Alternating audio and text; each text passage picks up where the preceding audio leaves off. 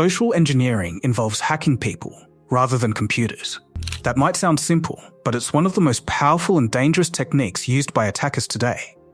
Instead of trying to break encryption or guess passwords, social engineers exploit something far easier to manipulate: human behavior. People trust, panic, rush decisions, respect authority, and act on emotion, and all of those instincts can be turned against them. At its core, social engineering is about deception. The attacker creates a believable situation that convinces someone to reveal sensitive information, grant access, or perform an action they would not normally do. No code breaking required, just psychology, timing, and a convincing story. To understand how it works, it helps to break down the psychological triggers attackers rely on. One of the biggest is urgency. When people feel rushed, they stop thinking critically. An email saying your account will be locked in 10 minutes pushes you to act immediately, not carefully. Attackers deliberately create time pressure so you don't stop to verify what's happening. Another is authority. Humans are wired to follow instructions from people in positions of power.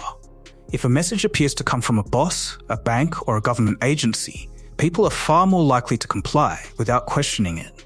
Trust is another key factor. Attackers often mimic brands, services, or people you already know. Familiar logos, email templates, and writing styles lower your guard. If something looks legitimate, you're less likely to doubt it. Curiosity also plays a role. Messages like "you won't believe this photo of you" or "confidential salary report attached" tempt people into clicking before thinking. These triggers are the foundation of nearly every social engineering attack. The tactics may vary, but the psychology stays the same. One of the most widespread forms is phishing. Phishing usually comes in the form of emails that appear to be from legitimate organizations. You might receive a message that looks like it's from your bank, telling you there's suspicious activity on your account. It urges you to click a link and log in to confirm your identity. The page you land on looks identical to the real login page. Same branding, same layout, same wording, but it's fake. The moment you enter your credentials, they're captured by the attacker. This technique became even more effective during the COVID-19 pandemic, when attackers sent fake health updates, vaccine appointment links, and financial relief offers. People were already anxious and expecting important information, so they were more likely to click without hesitation. Phishing has evolved beyond generic emails. There's also spear phishing, which is highly targeted. Instead of sending the same message to thousands of people, attackers tailor messages to specific individuals using personal information gathered online. This makes the message far more convincing. A variation of this is business email compromise, often called CEO fraud. In this scenario, an attacker impersonates a high-ranking executive within a company. They send an urgent message to an employee, usually someone in finance or administration, requesting a money transfer or sensitive data. The message might say the CEO is in a meeting or traveling and needs the task completed immediately. The tone is brief, authoritative, and urgent. Employees often comply because they don't want to question leadership or delay an important request. Companies have lost millions through these scams. And again, no hacking in the traditional sense, just manipulation. Another common method is vishing, or voice phishing. Instead of emails, attackers use phone calls. They might pretend to be from your bank, claiming there's been fraudulent activity on your account. To verify your identity, they ask for personal details, passwords, or one-time passcodes. What makes this effective is the human element. A calm, confident voice can feel far more trustworthy than a written message. Attackers often use scripts and even background noise to make the call seem legitimate. In some cases, scammers have impersonated support staff from companies like Microsoft, convincing victims that their devices were compromised. They then guide the victim into installing software that gives the attacker remote access. Closely related is smishing, phishing via SMS messages.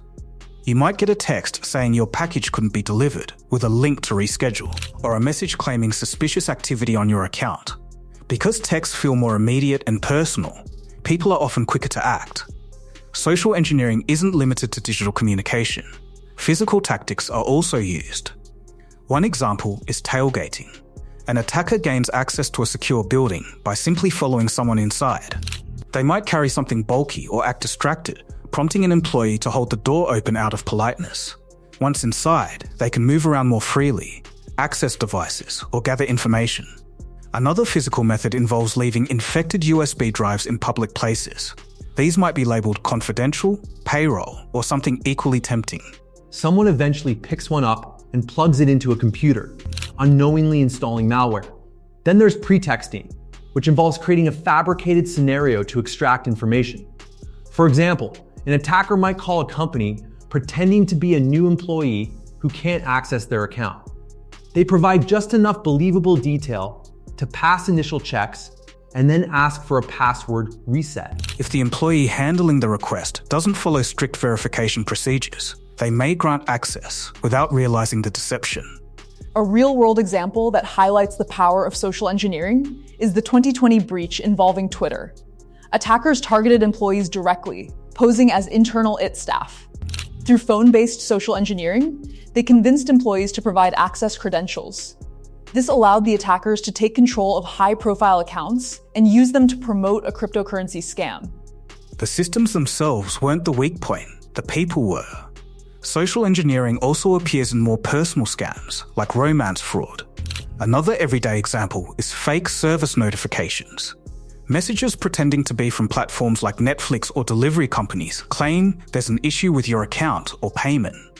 They include a link to fix the problem, which leads to a phishing page. These work because they blend into normal routines. If you already use the service, the message doesn't feel out of place. So why is social engineering so effective? Because it bypasses technical defenses entirely. It also scales easily. A single phishing campaign can target thousands of people at once. Even if only a small percentage fall for it, that can still result in hundreds of compromised accounts. Defending against social engineering requires a different mindset. Awareness is the first step. Understanding that these attacks exist makes you more likely to spot them. Be cautious with links and attachments. Hover over links before clicking, and avoid downloading files from unknown sources. Limit the information you share publicly. The less attackers know about you, the harder it is for them to craft convincing attacks. Organizations also play a role by training employees, enforcing verification procedures, and implementing safeguards like multi-factor authentication. Ultimately, social engineering works because it targets human nature. It doesn't require advanced technology or deep technical knowledge, just an understanding of how people think and behave. And that's what makes it so dangerous. The good news is that once you understand how these attacks work, they become much easier to spot. The patterns repeat, the tactics feel familiar, and the red flags stand out more clearly. Social engineering doesn't succeed because people are unintelligent. It succeeds because people are human, and humans can be influenced. Recognizing that is the first step towards staying secure. Like, subscribe, and drop a comment if you want more breakdowns like this.